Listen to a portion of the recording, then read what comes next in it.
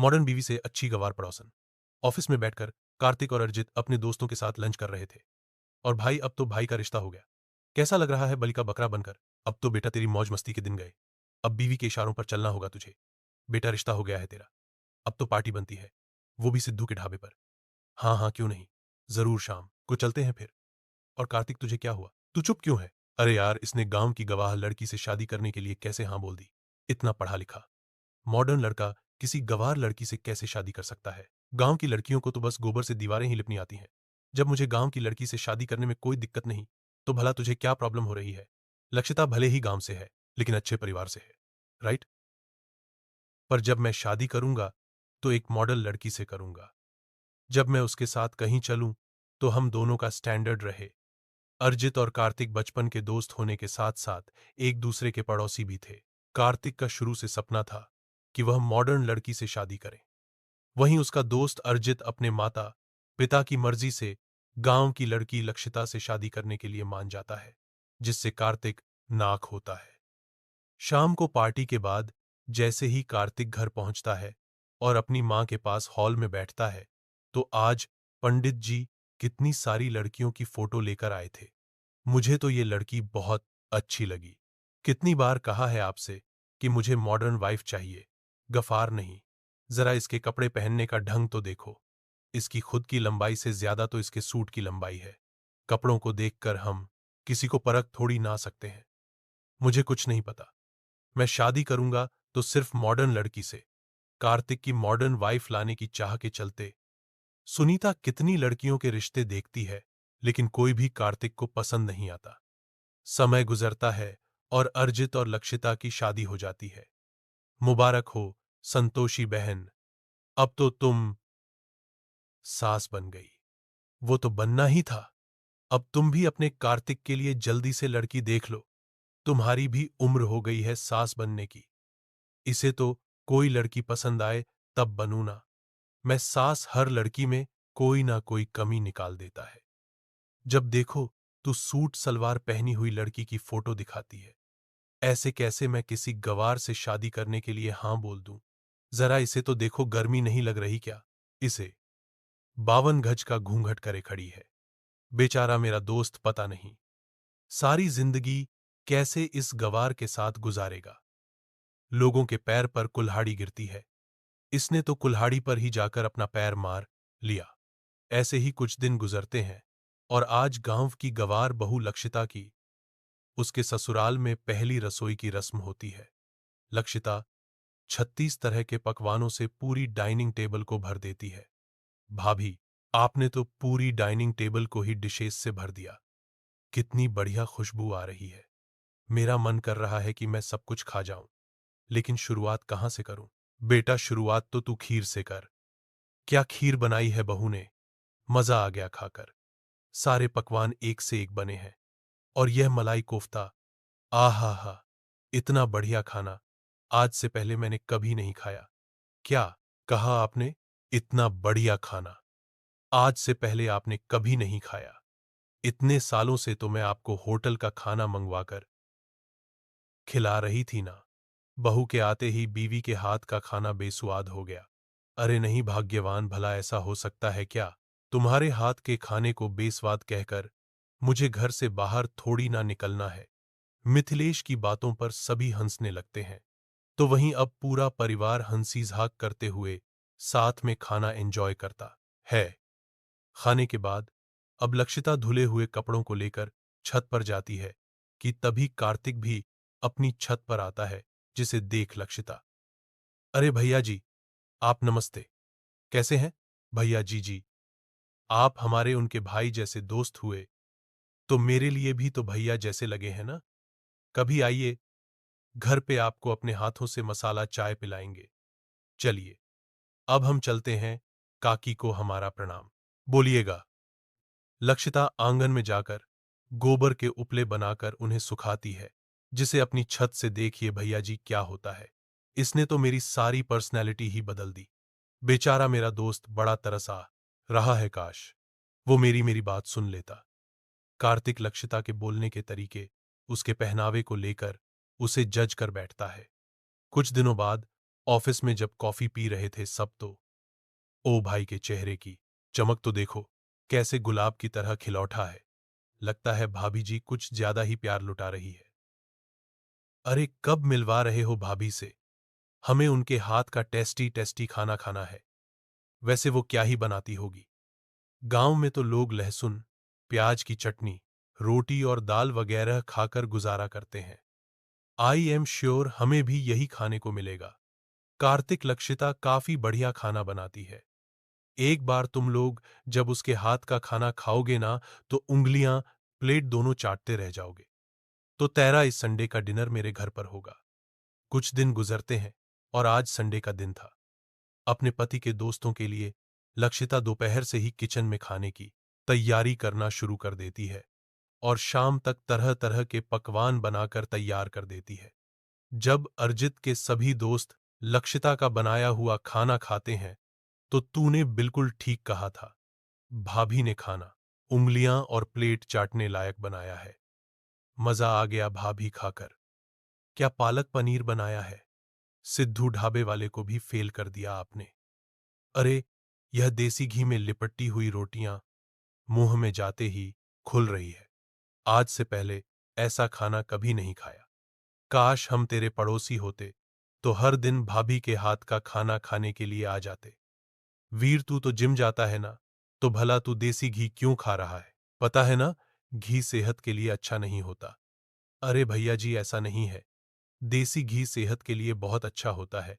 और यह तो हमारे खुद के बनाए हुए देसी घी है। तो हमारे गांव में भी कई सारे लोग हमसे ही देसी घी लेते हैं। इससे हड्डियां मजबूत होती हैं। ओ गॉड, किस गवार के सामने मैंने समझदारी की बात कर दी। इतना सेंस तो है नहीं कि घर में 4 मेहमान आए हैं तो थोड़ा ढंग से तैयार हो जाए। आज भी वही पुरानी जमाने की साड़ी लपेट कर आ गई। डिनर के बाद कार्तिक जैसे ही घर आता है, कार्तिक बेटा तू आ गया। आज फिर कुछ लड़कियों की तस्वीर आई है। मेरा मूड ठीक नहीं है। और वैसे भी फिर से वही साड़ी सूट में लिपटी लड़कियों की फोटो आई होगी। अरे बेटा एक बार देख तो सही। कार्तिक को उन फोटो में कनिका नाम की लड़की की फोटो दिखती है, जिसने काफी मॉडर्न ड्रेस पहनी होती है। यह हुई ना बात। मुझे तो कब से इसी टाइप की लड़की चाहिए थी। मैं तो इसी से ही शादी करूंगा। जरा इसके कपड़े तो देख। जीन्स टॉप तो फिर भी ठीक है, लेकिन ये कपड़े यही तो आजकल का फैशन है। अब जल्दी से इसके घर वालों से अब बात करिए। कनिका कार्तिक को पहली नजर में पसंद आ जाती है और वह कनिका के बारे में ज्यादा बिना कुछ जाने ही रिश्ते के लिए हां कर देता है। और अब कुछ समय में कार्तिक का बरसों पुराना मॉडर्न लड़की से शादी करने का सपना पूरा होता है और दुल्हन से सजे कमरे में कार्तिक कनिका के साथ बैठकर प्यार भरी बातें करता है। अपनी फोटो से भी ज्यादा सुंदर हो तुम। मुझे तो यकीन ही नहीं हो रहा है कि मुझे इतनी सुंदर बीवी मिली।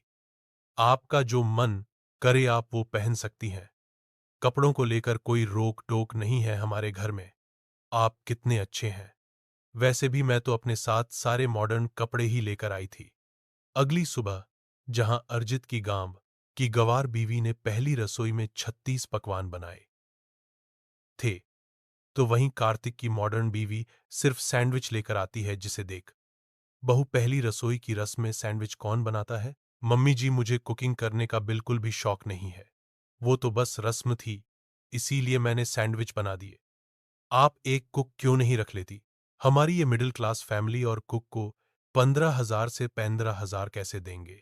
अरे माँ फिक्र मत करो, मैं जल्दी सस्ते में एक कुक को ढूंढ लूंगा। तब तक आप कुछ दिनों के लिए खाना बना लो। कार्तिक को अपना सपोर्ट करता देखकर अनिका काफी खुश होती है और कार्तिक अपने दोस्त के साथ ऑफिस आ जाता है। ऑफिस आते ही अब तो एक और भाई की भी शादी हो गई। अब बता पार्टी कब दे रहा है? अचित ने तो अपने घर बुलाकर इतना बढ़िया खाना खिलाया था। तुझे भी ऐसे ही करना होगा। हाँ अरे हाँ हाँ क्यों नहीं। तो कल आ जाना तुम लोग। ऑफिस के बाद सीधा घर पर। ऑफिस के बाद कार्तिक घर जाकर कमरे में बैठी कनिका को अगले दिन के डिनर के बारे में बताता है। तुम अपने दोस्तों को बाहर पार्टी नहीं दे सकते थे। तुम्हें तो पता ही है ना, मुझे ज्यादा कुछ बनाना नहीं आता। देखो मैं सिर्फ एक दो चीज ही बनाऊंगी, बाकी हम बाहर से ऑर्डर करेंगे। हाँ डार्लिंग, क्यों इतनी परेशान हो रही हो? हम बाहर से मंगवा लेंगे। अगले दिन कार्तिक अपने सभी दोस्तों को लिए घर आता है, तो कनिका भी बाहर से खाना ऑर्डर कर लेती है और अब एक सुंदर सी वन पीस ड्रेस पहनकर तैयार होकर कार्तिक के दोस्तों के सामने आती है, जिसे देख कार्तिक, भाभी जी तो कुछ ज्यादा ही मॉडर्न है। हाँ, मेरी बीवी मॉडर्न जो है, कोई गांव की गवार थोड़ी ना है जो 24 घंटे घूंघट में रहे। कार्तिक की बात सुनकर अरिजित कहीं ना कहीं समझ जाता है कि कार्तिक उसे ही टोंट मार रहा है, लेकिन वह माहौल को देखकर चुप रहता है। थोड़ी देर में कनिका डाइनिंग टेबल पर सबके लिए खाना लगा देती है और जब सभी खाने का पहला निवाला खाते हैं तो अरे, शाही पनीर का टेस्ट कुछ जाना पहचाना नहीं लग रहा क्या? अरे, मुझे पनीर टिक्का भी जाना पहचाना सा लग रहा है।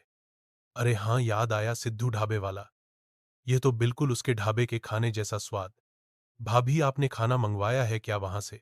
ओहनो, लगता है ये उसी जगह से खाना खाते रहते हैं। अब मैं क्या करूं? अरे नहीं वीर, वो है ना कि मैंने कुकिंग कोर्स कर रखा है, इसीलिए मेरे और शेफ के हाथों में टेस्ट सेम ही होता है। कनिका जैसे तैसे करके बात को संभाल तो लेती है, लेकिन कार्तिक के दोस्तों को भी थोड़ा बहुत शक हो जाता है। खाना खाने के बाद सभी दोस्त चले जाते हैं और ऐसे ही एक 10 दिन गुजर जाते हैं। कनिका हमेशा की तरह मॉडर्न ड्रेस पहनकर मार्केट में कुछ सामान लेने के लिए आई होती है कि तभी उसकी मुलाकात लक्षिता से होती है। तुम लक्षिता हो ना, अरिजित की वाइफ? जी। और आपका निकाह कार्तिक भैया की बीवी। पड़ोसन होकर भी हम कितने दिनों बाद मिल रही हैं। तुम भी यहां सामान लेने के लिए आई हो। वैसे भी इफ यू डोंट माइंड एक बात कहूं, तुम डेली साड़ी पहनती हो और तुम्हारा पल्लू सर पर ही रहता है। आई मीन, तुम्हें गर्मी नहीं लगती? मैं तो कभी इस तरह के कपड़े नहीं पहन सकती। वो तो धूप में है ना, इसीलिए मैंने भी पैंट पहन रखी है, वरना मैं तो हमेशा शॉर्ट्स में ही रहती हूं। शहरी और गांव के लोगों का पहनावा काफी अलग होता है ना। आप अपने कपड़ों में खुश और मैं अपने कपड़ों में। लक्षिता और कनिका की पहली मुलाकात में ही काफी बातें होती हैं। ऐसे कुछ दिन गुजरते हैं। रात का समय था, तकरीबन 11 बजे अरिजित ऑफिस से घर आता है। आज आपको आने में काफी देर हो गई। हाँ, वो ऑफिस में थोड़ा काम ज्यादा था ना, इसलिए आज तो शरीर में भी काफी दर्द हो रहा है। आप जल्दी से मुंह धो लीजिए, मैं आपके लिए खाना लगा देती हूँ। खाना खाने के बाद लक्षिता अरिजित के लिए हल्दी वाला दूध लाती है और साथ ही उसके हाथ पैरों की मालिश भी करती है। यह हमारा देसी तेल है, एक बार लगाते ही दर्द उड़न छू हो जाता है। अपनी पत्नी का इतना प्यार देखकर अरिजित काफी खुश होता है। तो वहीं दूसरी तरफ आज तो ऑफिस में काफी काम था। कनिका कहाँ है? उसे बोल दीजिए मेरा खाना लगा दे। अरे बहू घर पर होगी तो कुछ बोलू ना, शाम से ही पता नहीं कहाँ गई हुई है। क्या कनिका अभी तक घर नहीं आई? कार्तिक कनिका को कॉल कर ही रहा होता है कि तभी कनिका वन पीस ड्रेस पहने घर आती है। तुम कहाँ गई थी, वो भी इस तरह के कपड़ों में? टाइम देखा है क्या हुआ है? अरे वो मैं अपनी फ्रेंड के साथ पार्टी में गई थी। मैं बहुत थक गई हूं, सोने जा रही हूं। गुड नाइट, कल बात करती है। कनिका कार्तिक से खाने तक का नहीं पूछती और कमरे में जाकर सो जाती है। तभी सुनीता कार्तिक के लिए खाना लेकर आती है। ये ले बेटा, खाना खा ले और कर मॉडर्न बीवी से शादी। खाने के लिए भी नहीं पूछा उसने। मां आप भी ना, वो थकी हुई है। यह सब देखकर भी कार्तिक अपनी पत्नी के सपोर्ट में रहता है और ऐसे ही कुछ समय और गुजरता है और नाश्ते के टेबल पर आज मैंने सब कुछ आपकी पसंद का बनाया है और हाँ, शाम के खाने के लिए भी मैंने रख दिया है, तो बाहर का कुछ उल्टा सीधा खाने की कोई जरूरत नहीं है। क्या बात है भाभी, आजकल तो भैया पे कुछ ज्यादा ही प्यार आ रहा है। थोड़ा सा प्यार हम पर भी लुटा दो। गांव की गवार बीवी उठकर अपने पति और घर वालों के लिए स्वादिष्ट और पोषक तत्वों से भरपूर खाना बनाती है, तो वहीं दूसरी तरफ सुबह होते ही तू अपना यह कॉफी का गिलास लेकर बैठ जाती है। अरे कभी हम लोगों के लिए नाश्ता बना दिया कर, नाश्ता ना सही तो कार्तिक का लंच तो पैक कर दिया कर। माँ जी, आप तो जानती है मैं सुबह जिम जाती हूँ, प्लीज बेबी आज तुम बाहर से खाना खा लो ना, मैं कल कुछ बना दूंगी। कार्तिक कुछ नहीं कहता और अपना बैग उठाकर बाहर आ जाता है। तभी कनिका आती है और कार्तिक को हग कर उसके गाल पर किस करके चली जाती है, जिससे कार्तिक खुश होता है। तो वहीं दूसरी तरफ घर के बाहर लक्षिता अपने पति को सामान देकर उसे तिलक लगाती है। अब आप जाइए, आपका सारा दिन अच्छे से गुजरेगा। और हाँ, शाम को समय से आ जाना। आज कार्तिक का काम थोड़ा जल्दी खत्म हो जाता है, इसलिए वह जल्दी घर आ जाता है। तभी घर के सामने बने पार्क में कार्तिक लक्षिता को अपनी सास का हाथ पकड़े उसे वॉक करवाते हुए देखता है। यह देख कार्तिक जब अपनी मां के कमरे में आता है तो मां, आपका शरीर तो तप रहा है, आपने दवाई नहीं खाई क्या? बेटा, तू तो जानता ही है कि मैं इतनी पढ़ी लिखी नहीं हूं, पता नहीं कौन सी दवाई कब खानी थी। अरे बहू को भी 4 बार आवाज दे चुकी हूं, लेकिन वो सुन ही नहीं रही है। कार्तिक अपने कमरे में जाता है तो देखता है कि ड्रेस पहने कनिका कानों में हेडफोन लगाकर रील बना रही है। यह देख कार्तिक कनिका के हेडफोन निकाल देता है। तुम क्या कर रहे हो? मैं रील शूट कर रही थी ना। मां की तबीयत खराब है, उनका ख्याल रखने की बजाय तुम यहां वीडियो बना रही हो। अरे तो दवाई तो उनके कमरे में ही थी ना। अब वो कोई बच्ची तो है नहीं जो उनको खिलानी पड़ेगी हाथों से। कार्तिक और कनिका की बहस हो जाती है और कार्तिक अपनी मां की दवाई खिलाने जाता है और अपने कमरे में आ जाता है, जिसे देख थोड़ी देर बाद कनिका कार्तिक के पास आती है। अच्छा ना बाबा, सॉरी, कितनी देर गुस्सा रहोगे, प्लीज बात कर लो ना। कनिका कार्तिक से बात कर ही रही होती है कि तभी बिना दरवाजा नॉक किए सुनीता कमरे में आ जाती है। यह देख आप में कॉमन सेंस नहीं है क्या? इस तरह कोई बिना दरवाजा नॉक किए अंदर आता है क्या? यह क्या तरीका है मां से बात करने का? माफी मांगो, गलती उन्होंने की और माफी मैं मांगू। कार्तिक और कनिका की काफी ज्यादा लड़ाई होती है और ऐसे ही कुछ दिन गुजर जाते हैं। किचन में खड़े होकर लक्षिता खाना बना रही होती है, वहीं कनिका की भी बाहर से ऑनलाइन खाना मंगवा कर ले रही होती है। तभी वह लक्षिता को देखती है। लक्षिता, जब देखो तुम किचन में ही रहती हो, कभी कभार खाना बाहर से भी ऑर्डर कर लिया करो। मैं तो कभी इतना खाना नहीं बना सकती, मुझे सबके लिए खाना बनाना पसंद है, इसीलिए बनाती हूं। अगले दिन शाम में मौसम काफी अच्छा था, तो कार्तिक थोड़ी देर के लिए अपने छत पर आता है और देखता है कि लक्षिता अपने पूरे परिवार के साथ छत पर बैठी है और सभी को गर्मागर्म पकोड़े खिला रही है। आज तो छत पर ही पकौड़ा पार्टी चल रही है। अब क्या बताऊं कार्तिक बेटा, यह लक्षिता भी ना जरा भी आराम नहीं करती। बहू, अब थोड़ी देर तू भी बैठ जा, पकौड़े मैं तल लेती हूं। मेरे होते भला आप क्यों काम करेंगी? अब आपकी उम्र काम करने की नहीं, बल्कि आराम करने की है। गांव से होकर भी लक्षिता अपने परिवार की खुशी का काफी ध्यान रखती। यह सब देख कार्तिक को अपनी बीवी का सोच बहुत दुख होता है, तो वहीं कनिका को तो इससे फर्क ही नहीं पड़ता। एक दिन कार्तिक किसी जरूरी काम से बाहर जा रहा होता है कि तभी वह देखता है कि आंगन में लक्षिता अवनी के साथ बैठी है और लैपटॉप चला रही है। यह देख कार्तिक उनके पास जाता है। भाभी जी, आप लैपटॉप चला रही हैं, आपको आता है क्या? अरे भैया, आपको नहीं पता, भाभी वर्क फ्रॉम होम करती है, यहां तक कि मेरी पीसीएस की पढ़ाई भी भाभी ही करवाती है। अब घर में इतने काम होते हैं ना कि ऑफिस नहीं जा पाती, तो इसीलिए घर से ही काम कर लेती हूं। आपको पता है भैया, भाभी ने फिलहाल एमबीए की है। अभी तक कार्तिक जिसे गंवार समझ रहा था, वह कार्तिक से भी ज्यादा पढ़ी लिखी थी। घर के कामों के साथ साथ ऑफिस का काम संभालते हुए देखकर कार्तिक को काफी हैरानी होती है। तो जब कार्तिक अपने कमरे में आता है तो देखता है कि हमेशा की तरह उसकी बीवी जॉब के नाम पर बस सोशल मीडिया पर डांस कर रही है। ऐसे ही कुछ समय गुजर जाता है। कार्तिक आंगन में बैठा होता है कि तभी वह कुछ लड़कों को अपनी बालकनी में झांकते हुए देखता है। उन लड़कों को भगाकर कार्तिक जब ऊपर आता है तो कनिका छोटे कपड़ों में एक्सरसाइज कर रही है। वो आवारा लड़के तुम्हें कब से देख रहे हैं? तुम ठीक से कपड़े पहनकर एक्सरसाइज नहीं कर सकती हो क्या? अरे तो देखने दो। अब तुम क्या चाहते हो कि मैं साड़ी लपेटकर एक्सरसाइज करूं? हाँ।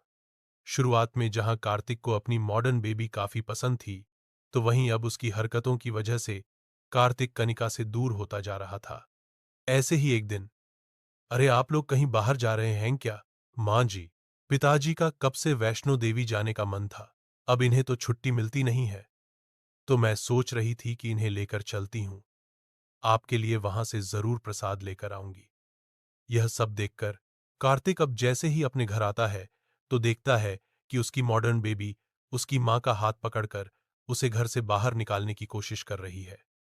और यह देख तुम्हारा दिमाग तो नहीं खराब हो गया क्या? क्या कर रही हो? छोड़ो मेरी मां का हाथ। एक वहां अर्जित की बीवी है, जो अपने सास ससुर को वैष्णो देवी की यात्रा पर ले जा रही है, और एक तुम हो जो अपनी सास को घर से बाहर निकाल रही हो। तो अब मैं तुम्हें वो गांव के गवार से ज्यादा बुरी लगती हूं।